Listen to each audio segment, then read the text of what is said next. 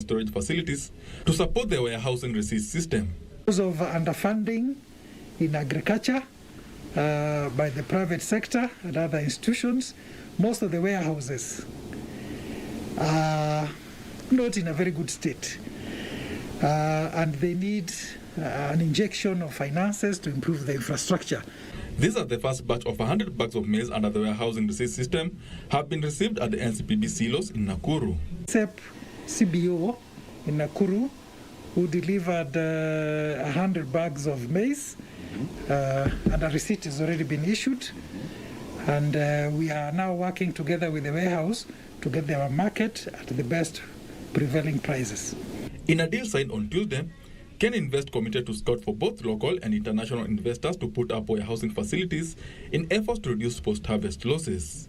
This system, warehouse receipt system, you can imagine now where you take your potatoes. If there's no good price, you take it to a warehouse where it can be stored in cold storage. You can get a receipt.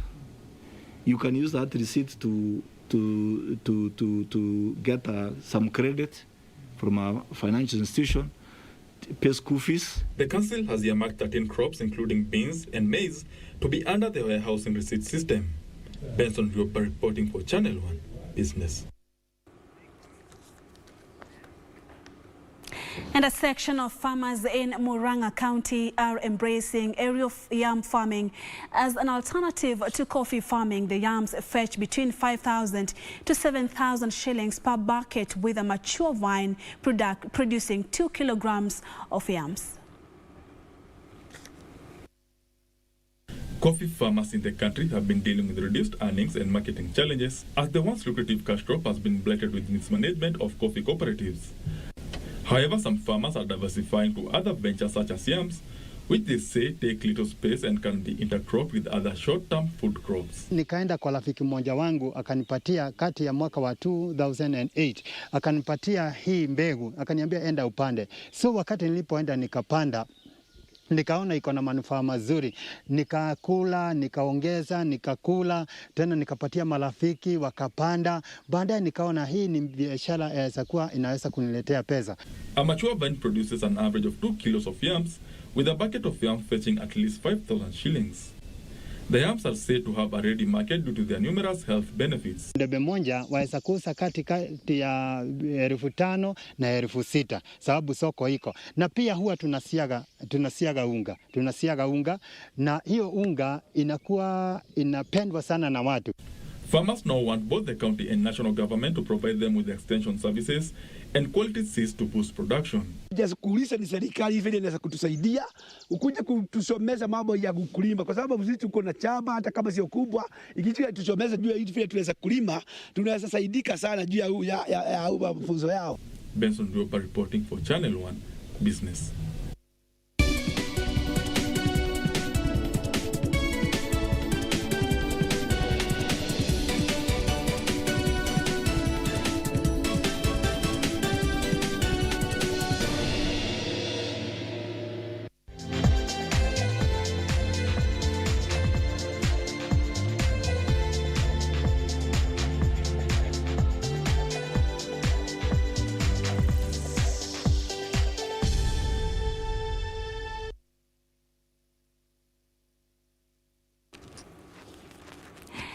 Let's now get the sports, and the process of vaccinating women Premier League clubs in the country is underway, with the hope that the Minister of Sports will give a go-ahead to the resumption of football activities in the country. All sporting activities in the country were stopped last month following a rise in the number of COVID-19 cases.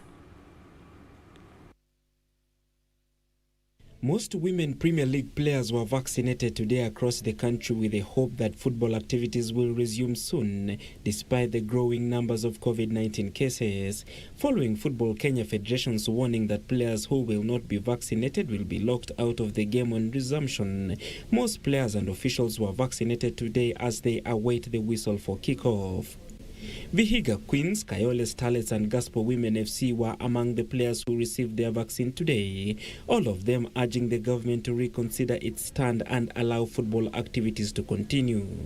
Kumekuwa na challenges mingi ever since COVID ianze, juu sports inafungwa, tuna lose fitness, tuna train less days, but at least sasa hivi venye tumepata hii vaccine, kuna hopes vitu zitarudi vizuri very soon. Sisi kama players tunaumia, like football is everything to us, you know, and most of footballers hawana kitu kingine yenye wanategemea, ni football tu tunategemea. So mimi nataka iende kwa gavai, like wafungue, like sisi kama players tunaumia.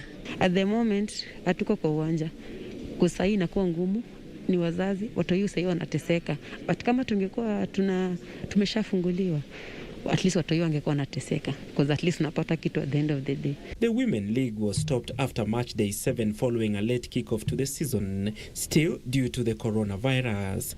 Kiangalia players wetu na makochi huku nje, tuna struggle sana juu ya venye mpira imesimama. So chanje ikiwa inatupea motisha na inatupea morale ya kumake sure tunaweza rudi anytime kwa kucheza. COVID imeaffect sana sisi wana sports pakubwa sana.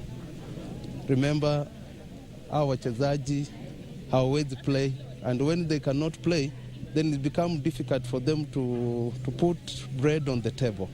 So it has affected their family and many other people. So we believe, and it's our prayer, that the whole program runs across the board. European countries opted to continue with sporting activities but under locked doors, same as Kenya just before the matches were stopped again last month.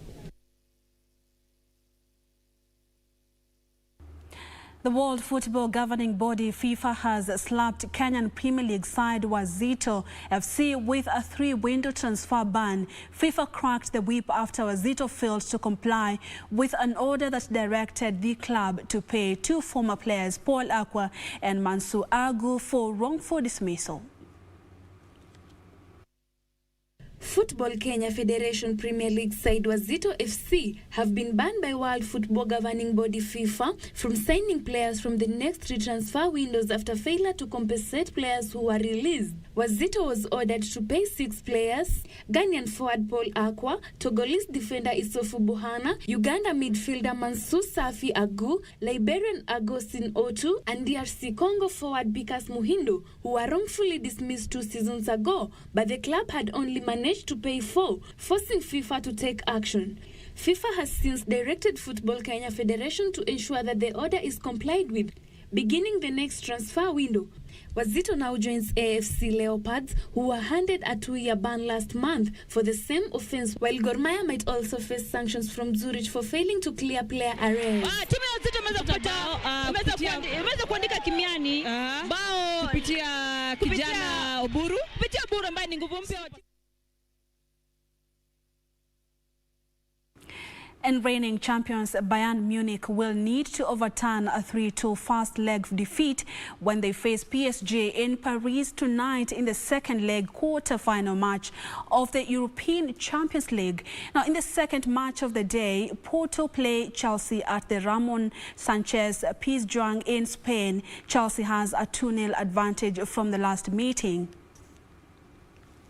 Bayern Munich manager Hansi Flick has said his side need to cause a mini upset if they are to progress past PSG and reach the Champions League semi-finals. PSG will host Bayern at the Parc des Princes for their quarter-final second leg tie. The French champions head into tonight's encounter with a 3-2 away first leg win. However, PSG will be without captain Marquinhos, who is injured, but Italy midfielder Marco Verratti and fullback Alessandro Florenzi are in contention. Bayern will be without top scorer Robert Lewandowski and Serge Gnabry, but Leon Goretzka, Lucas Hernandez, Jerome Boateng and Kingsley Coman should be fit. The German club will be looking to progress from a Champions League knockout tie after losing the first leg for the first time since 2015. Staring down the barrel of elimination in the Champions League 2004 champions, Porto will endeavour to overturn a 2-0 deficit from the first leg of their quarter-final with Chelsea when they do battle in Sevilla tonight.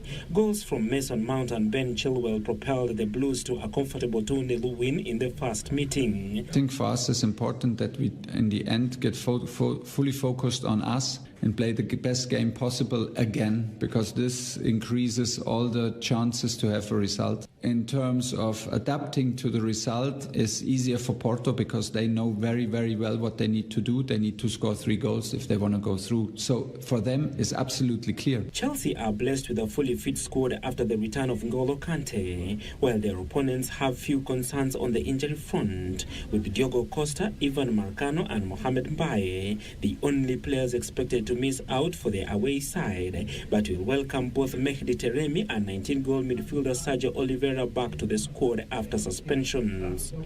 The Portuguese side will be aiming to inflict a first defeat to Chelsea's Champions League campaign this season.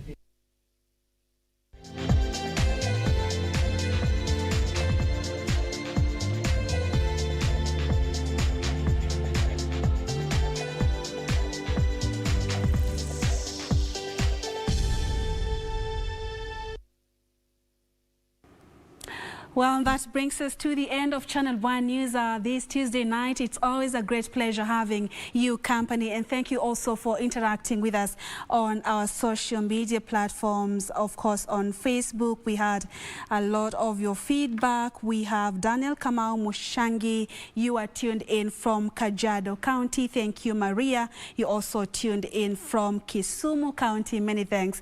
And also on Twitter, just 1 or 2 of your feedback. Of course, Daniel Omondi tuned in as usual from Kajiado County.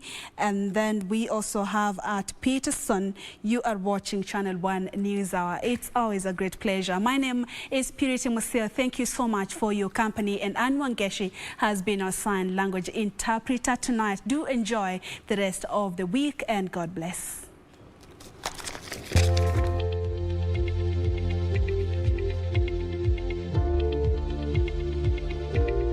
Good evening and a very warm welcome to Channel 1 Weather Updates. My name is Irene Mchuma Odem.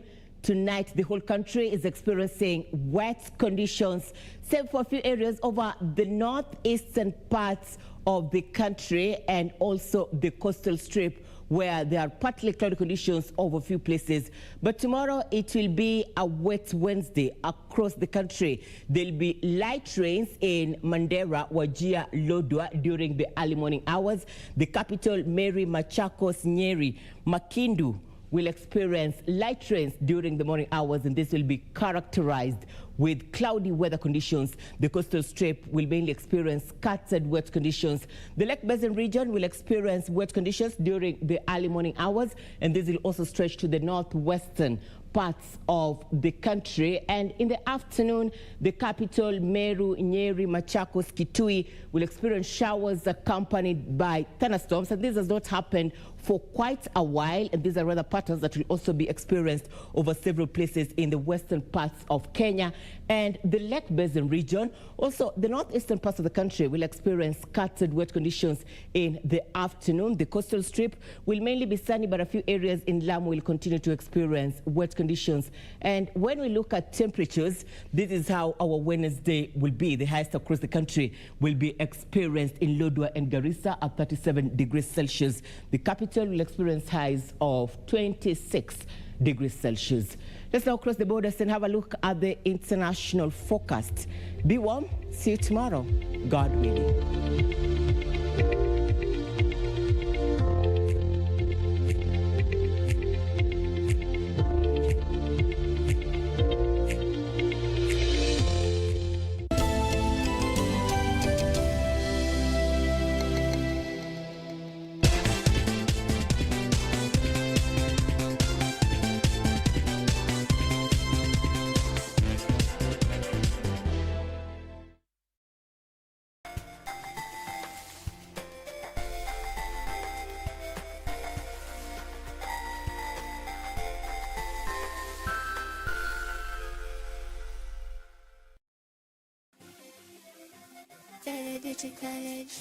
Vera Beauty and Fashion College, with branches in Nairobi, Eldoret, Thika, and Meru.